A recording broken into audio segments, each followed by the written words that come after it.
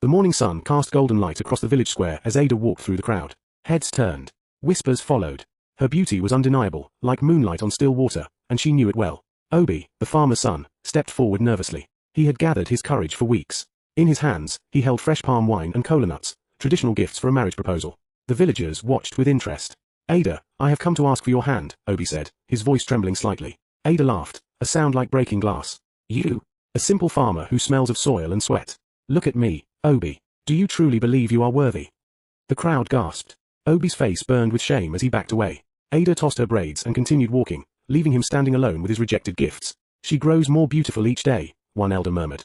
Yes, another replied quietly, but her heart grows uglier. Ada heard their words but dismissed them. Beauty was power, and she wielded it like a queen's scepter. Why should she settle for less than perfection?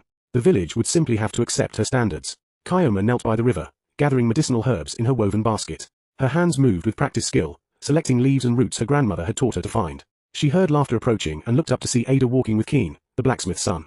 Keen had always been kind to Kyoma.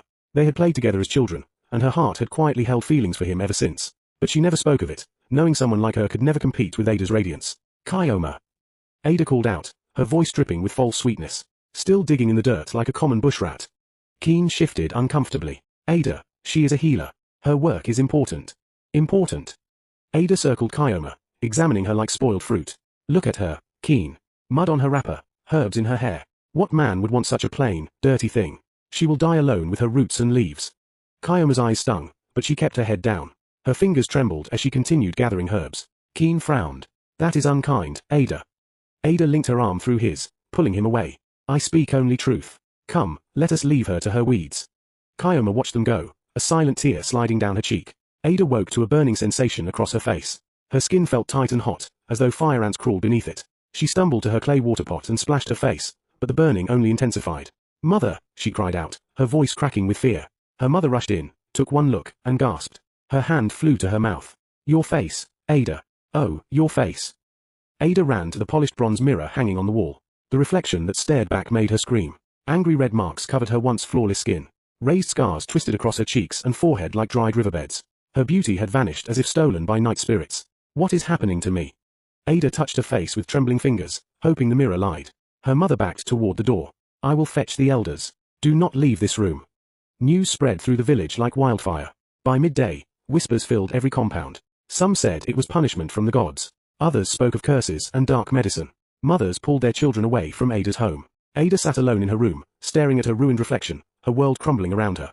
3 days passed, and Ada's condition only worsened. Desperate for answers, she wrapped a cloth around her face and ventured to the village square. Perhaps someone could help. Perhaps someone still cared. The moment people recognized her, they turned away. Women who once envied her now whispered behind their hands. Men who had begged for her attention crossed to the other side of the path. The cursed one walks among us, someone muttered. A group of children pointed and giggled. Ugly Ada. Ugly Ada. They sang, dancing in circles.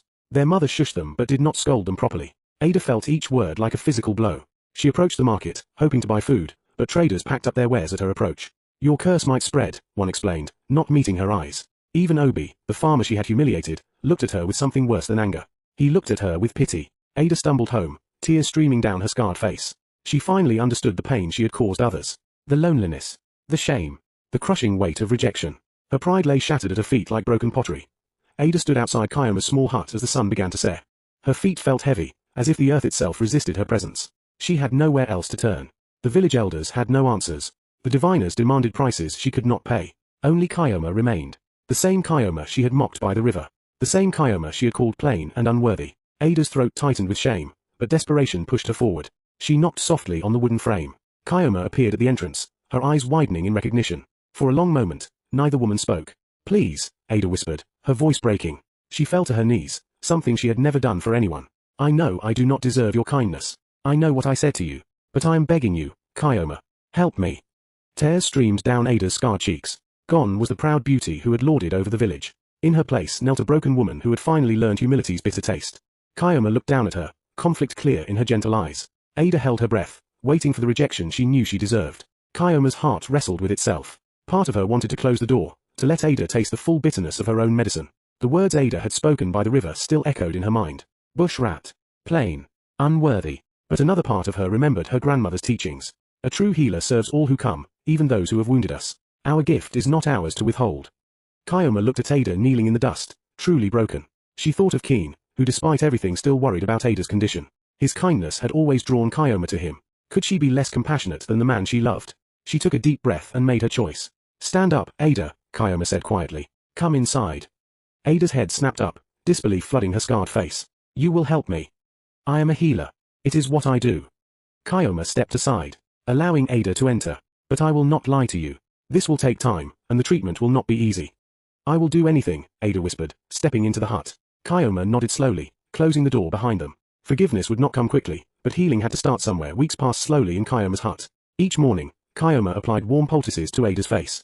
Each evening, she prepared bitter herbal drinks that made Ada's stomach turn. The healing was gradual and painful. During the long hours of treatment, silence gave way to conversation. At first, Ada could barely meet Kioma's eyes. But one afternoon, as Kioma ground fresh herbs, Ada finally spoke what had been weighing on her heart. Why did you help me, Kioma? After everything I said to you. Kioma's hands paused. Because holding on to hate would have poisoned me, not you. Ada's eyes filled with tears. I was cruel. I thought my beauty made me better than everyone. Better than you. I am so ashamed. We all carry burdens, Kioma said softly. Mine was believing I was less because I was not beautiful like you. Your words hurt, but they also revealed my own doubts. You were never less, Ada whispered. Your kindness, your skill, your gentle spirit. I was blind to real beauty. As days turned to weeks, they shared stories, laughter, and even tears. The walls between them crumbled. Where resentment once lived, understanding grew. Two women, once enemies, became unlikely friends. The morning Ada looked in the mirror and saw her smooth skin returned, she did not smile with pride. Instead, she thought of all the faces she had hurt. She walked to the village square with Kioma beside her. A crowd gathered quickly, gasping at her restored beauty. Whispers rippled through the people like wind through grass. Ada raised her hand for silence. Her voice, once sharp with arrogance, now carried a different weight. I stand before you not to celebrate my healing, but to ask forgiveness. I used my beauty as a weapon to wound others. I mocked those I deemed beneath me. I was cruel, especially to this woman beside me. She turned to Kioma, tears glistening. Kioma, you showed me mercy when I deserved none. You healed not just my face, but my broken spirit. Please forgive me. Kioma took Ada's hands. I forgive you, my friend. Ada faced the crowd again. To Obi, whom I shamed. To every person I hurt with my pride. I am deeply sorry. My beauty has returned, but I pray I never again become the ugly person I was inside. The village stood silent, then slowly, heads began to nod. Months later, Keen came to Ada with flowers and hope in his eyes. Ada, I have watched you transform. Your beauty and your character now match. Will you marry me? Ada smiled gently, taking his hands. Keen, you honor me, but I have seen the way you look at Kioma when you think no one notices. And I have seen how her face lights up when you visit. Keen's eyes widened. I do not understand. You love her, Keen, and she has loved you quietly for years. Do not let my former vanity blind you to a love that is real. Ada stepped back.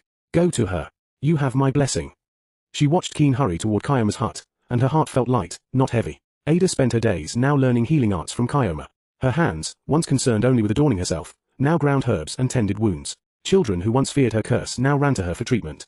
The village no longer called her Ada the Beauty. They called her Ada the Healer, Ada the Kind.